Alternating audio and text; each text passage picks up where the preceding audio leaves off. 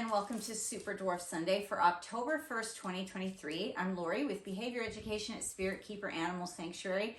I am joined this month by Tau Seti, TC for short, one of our Super Dwarf reticulated pythons. TC is from Reach Out Reptiles, and if you're not familiar with him, we did a whole year of Super Dwarf Sundays every single week where we detailed TC's first year with us. So make sure that you check that playlist out. I'm going to put it up here so that you can click on the card and check out all the videos in the Super Dwarf Sunday playlist that you would like to. This week is just going to be some news and updates. So I'm going to start with the website was down for a little while. The web host went out of business and we had to find another web provider. The web address is the same. It's behavioreducation.org.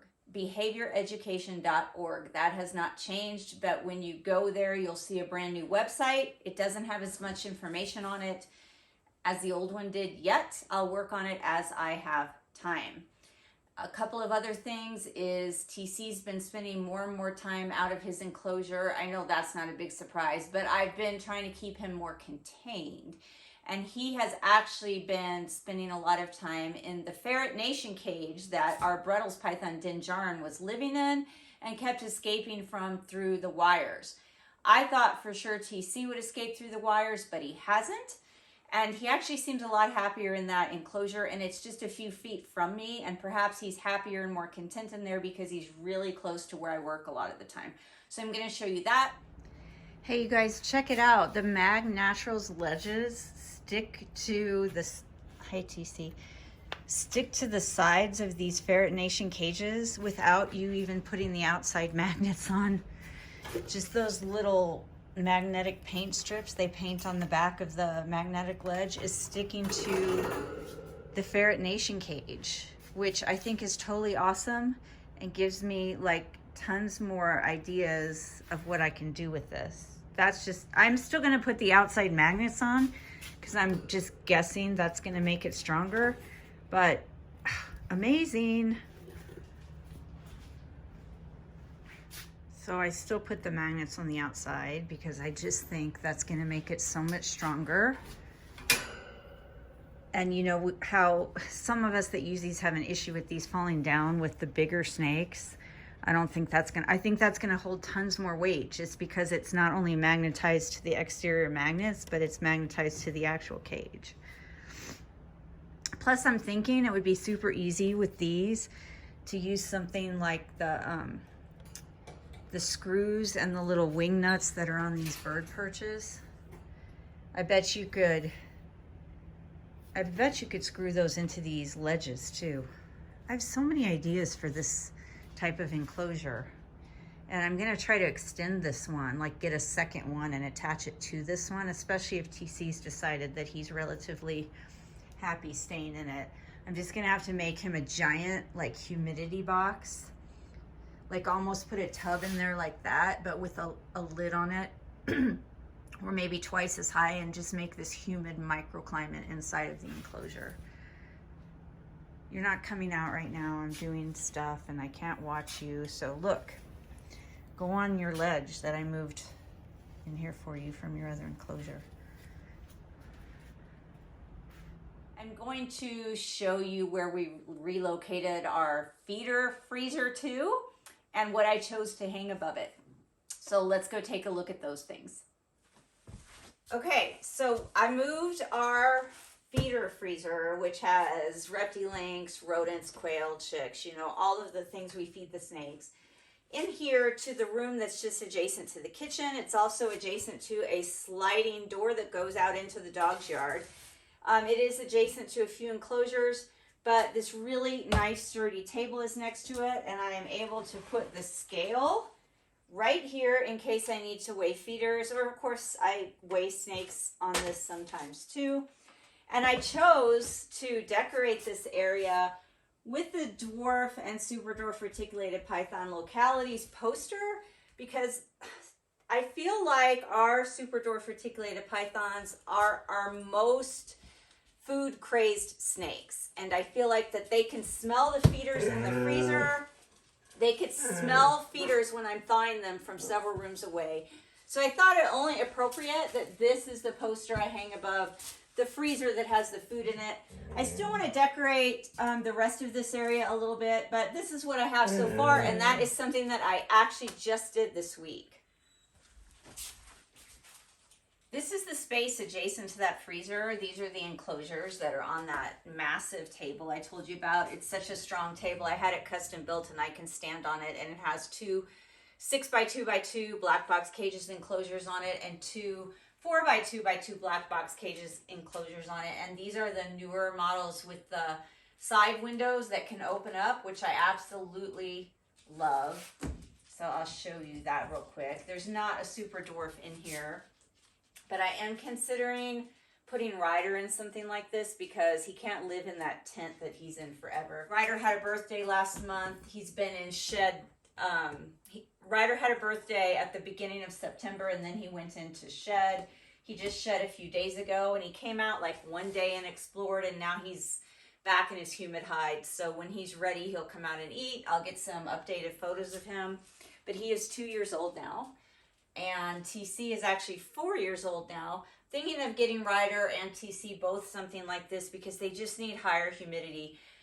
The climate in Colorado is not great for reticulated pythons. It's super dry here, and they just don't do well unless we can provide them with a lot of humidity and a lot of water opportunities.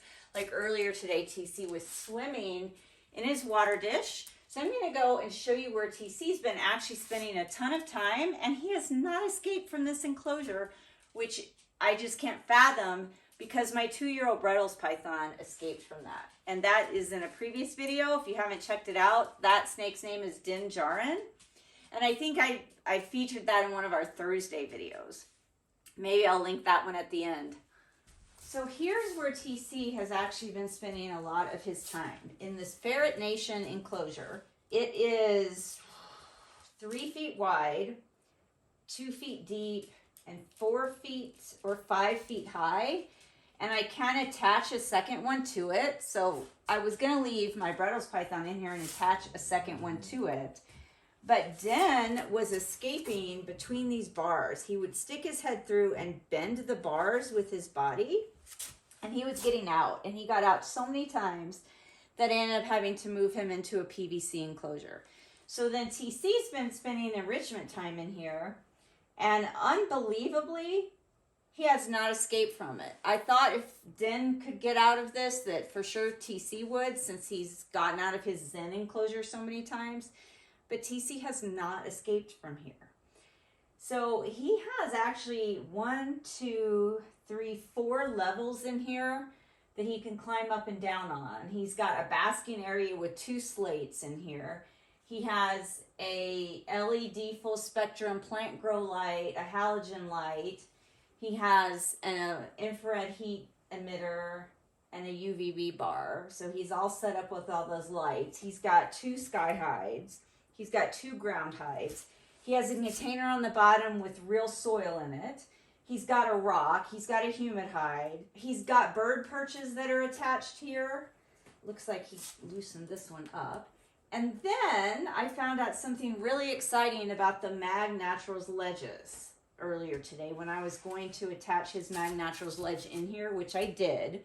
Let me show you that. I discovered that the Mag Naturals ledge sticks to the ferret cage even without the external magnets on it. So these ledges have this painted magnetic material on them, and that goes against the enclosure wall or glass. And then these magnets go on the outside to hold the ledge on. Well, this Mag Naturals ledge sticks to the ferret cage without the external magnets. So that was really cool. I made a video when I first realized that, so I'll show that. That is really all I have for this week. I'm still getting over being sick, so I'm surprised my voice lasted this long. But until next time, everybody please remember to always be kind and love your animals. Well, you guys, I was having some major issues with the video camera at the very end there when I was trying to film TC in the Ferret Nation cage and show you the Mag Naturals ledge. So when I go to edit this, I have no idea what footage I'm going to be left with. But I hope you enjoyed seeing TC, and getting the latest news about the website and the change I made to where I'm keeping our freezer. Not that that's a big deal, but I will have to see if the snakes find it there, because the last 2 locations I had the freezer, which was in here closer to my office, they would find it and lay on it. But I haven't seen them doing that since I moved it to next to the back door this week. So I'm sure that one of them is going to discover that it's over there sooner or later. And it's probably going to be one of the retics or Sunspirit or Boreth, one of my Brettles pythons, but we'll see. So the website's back up, behavioreducation.org. I'm still getting over being sick. I still have somewhat of a sore throat and a cough. I will get back to teaching classes and getting some mini courses up as soon as I feel like I can get through a whole lecture. And consider becoming a patron if you are interested in live chats with me, either one-on-one or in a group. We do 2 group live chats a month. And then you can sign up for one-on-one video meetings with me weekly, bi-weekly, or once a month through the Patreon account. And that is patreon.com/behavioreducation. So until next time, everybody, please remember to always be kind, love your animals, and enjoy your October.